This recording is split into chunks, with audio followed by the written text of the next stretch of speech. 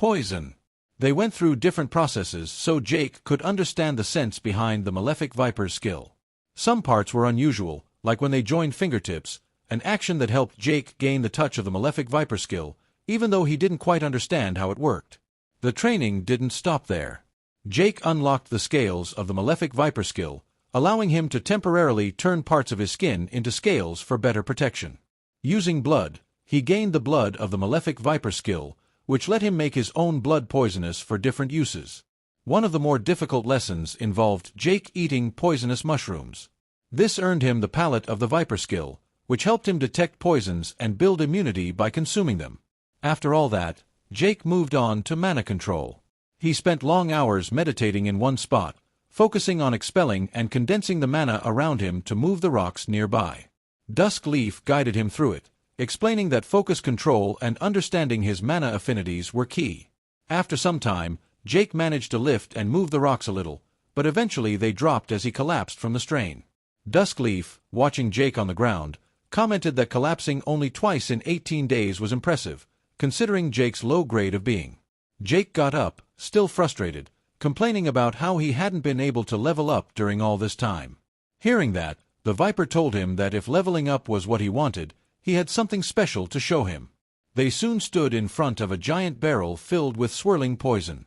The Viper called it the trial of my poisons, saying it was something he had prepared for Jake. Dusk Leaf immediately questioned this, worried about Jake's safety. But the Viper insisted he was simply delivering a reward he'd promised Jake. Trying to make it seem less intimidating, the Viper poured vodka into the barrel, joking that he'd promised Jake alcohol, too. Jake looked at the bubbling mix and joked back that he wasn't sure he wanted to taste this experimental cocktail. The Viper explained why this trial mattered. He told Jake that his class was top tier for alchemist because of skills like the palate, which required consuming huge amounts of toxins to evolve. This was exactly why the trial existed, to help Jake push his limits and level up faster. Dusk Leaf, still worried, pointed out the real danger. Most people died trying to complete this trial. Looking at the barrel, Jake asked how long it would take. The Viper said it depended on how quickly Jake could absorb the toxins. He briefly mentioned how painful it would be, then told Jake to strip down and get ready to jump in. Before doing it, Jake took a moment to pause. He turned to the Viper and held out his hand like he was meeting him properly for the first time. Jake said that while he'd heard the Viper's real name from Ever Smile, he'd never heard it directly from the Viper himself. He wanted to hear it now because he was tired of calling him Viper or Malefic. Treating it like a fresh start, Jake introduced himself again as Jake Thane. The Viper took Jake's hand and introduced himself by his true name, Velost. Jake half-joking called him Villi, which made Velstromas laugh, and joked that his religious followers would probably want to kill him for that. Jake joked right back, and Dusk Leaf, watching the whole exchange, was already done with their banter. With that out of the way, they both turned back to the bubbling poison barrel. The last gave Jake one last push, urging him to dive in and face the trial heathen.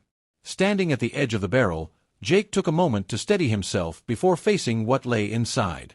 The toxic sludge below him bubbled slightly, making the entire thing look even more unwelcoming. Dusk Leaf, watching from the side, reminded Jake that what he was about to do would take real willpower. Hearing that, Jake considered shifting some of his points into willpower, hoping that would help him push through. But the Viper explained that this wasn't about stat points. This was about grit. Jake simply needed to brace himself and be stubborn enough to face what was coming. Not wanting to stand around thinking too much, Jake dipped his foot into the bubbling mix. Feeling the cold, corrosive liquid around his leg only made him more certain he needed to get it over with. Without wasting more time, he stepped forward and dropped himself fully into the barrel. The toxic sludge splashed around him before swallowing him up entirely. Once fully submerged, Jake noticed how the space inside felt larger than it should have. It was like being suspended in a vast ocean of poison instead of just a barrel. His sphere of perception helped him stay aware of what was happening both inside and outside the barrel, giving him some sense of control despite being surrounded by danger. Outside the barrel, Velastrum peered into the bubbling mix with a look that showed he was enjoying every second of this. But even then, he hadn't fully activated the real trial yet. He lifted his hand and with a simple motion, he released the full wave of harmful toxins into the liquid. Slowly, the sludge around Jake shifted in color, turning a deep green as the toxins awakened. Inside, Jake immediately felt the shift. His perception helped him sense the change, and he tried to count the different toxins around him. But when he focused, his eyes went wide. There weren't just a few poisons. There were millions of separate toxins, each trying to push their way into him all at once. The pain came in a rush. Jake felt as if countless needles were stabbing him all over. His muscles tensed, and he clenched his fists while his whole body trembled under the wave of agony. He couldn't even scream as the poisons paralyzed him, leaving him floating helplessly in that ocean of sludge. Outside, Duskleaf checked the time, seeing they were getting close to the 1-hour mark. This was when most people usually failed the trial. He asked for Villastroma's thoughts, but the Viper just kept his eyes locked on the barrel, offering no words, only a look that said he was eager to see what would happen next. Inside the toxic ocean, Jake's body showed the toll it was taking on him. Blood seeped out from the corner of his mouth, drifting through the green liquid. But instead of letting the poison win, Jake forced himself to stay conscious. Somewhere inside, he told himself that this trial wouldn't consume him. He would be the one to devour it instead. Focusing through the pain, Jake used every bit of his perception to sense the poisons and herbs within the sludge. If he could track their energies, he could pull them in and absorb them. But this was far from simple. For every toxin he absorbed, more came to take its place. The flow felt endless, making it feel like he was making no progress at all. Despite that, Jake noticed something else happening. Even as his health dropped and his body felt close to breaking, each toxin that his palate skill absorbed gave him a little boost in health, stamina, and mana. It wasn't much, but it was enough for him to see that if he just kept going, he could survive this. He simply needed to endure one breath at a time. Watching him from outside the barrel, the Viper actually seemed pleased. Veloster noted that Jake was holding on well. Duskleaf agreed, seeing that Jake had passed through the first checkpoint of the trial without giving in. If he could keep this up, he might actually succeed. But just as Duskleaf said this, something strange caught his attention inside the bubbling mix. Deep within the toxic ocean, something shone with an unnatural green light. Duskleaf turned to his master, suspecting that something new had been added. Velost's grin made it clear he had done exactly that. Seeing the reaction on Duskleaf's face, it was obvious he knew how dangerous this was. But the Viper didn't hide it. He confirmed without hesitation that he'd added something extra into the barrel. Whatever it was, Jake, still floating inside, would soon find out for himself. As the trial grew even more dangerous than before, seeing what Velost had added, Duskleaf grew frantic. He knew exactly how dangerous the malefic Viper's blood was. He tried to convince his master to stop the trial immediately and even made a move to halt it himself. In his mind, there was no way Jake could handle the soul strain that came with it. The blood would rip Jake's soul apart if he made a single mistake. Bastramas didn't let Duskleaf interfere. He grabbed his hand and held him back, calmly, telling him that Jake's soul was much stronger than Duskleaf gave him credit for. Even when Duskleaf argued that the slightest misstep could finish Jake off for good, Astrum wouldn't budge. He believed Jake wouldn't back down no matter what got thrown at him. Dusk finally gave up trying to change his master's mind. He sighed, hoping was right. The Viper reminded him that the blood's real effect wouldn't even kick in yet. They still had time. Inside the barrel, Jake floated on while Duskleaf worried. Duskleaf didn't fully understand why his master trusted Jake so much, but deep down, he hoped that if Jake did fail, it would happen before that dangerous point was reached. Meanwhile, Jake's thoughts drifted. He wasn't even sure how long he'd been inside this poisonous ocean. One thing he did notice was how his palate skill seemed stronger now. He felt like he could handle more poison than before. To test himself, he opened his mouth and drew in even more of the toxic sludge, forcing it into his body. Duskleaf, peering in, was surprised to see Jake do this on purpose. Velro, on the other hand, looked entertained. He understood exactly why Jake did it. Jake wanted to push ahead faster. He wasn't satisfied with the pace of the trial. Inside, the feeling was harsh. It felt like thousands of worms squirmed around in Jake's gut as he took in the poisons. But with each wave of poison he absorbed, he could tell his palate skill was getting stronger. He even noticed that he could move his hand again, meaning the paralysis was starting to fade. Out of nowhere, Jake heard an ominous voice speak inside the toxic ocean. It was Deadliest reaching him from the outside. He congratulated Jake for making it through the first phase and asked if he was ready for the next. Jake felt a flash of confusion, realizing there was another stage he hadn't been told about, but he knew he wouldn't back away from it. He gave a short nod, accepting whatever came next. Seeing this, Deadliest activated the next step.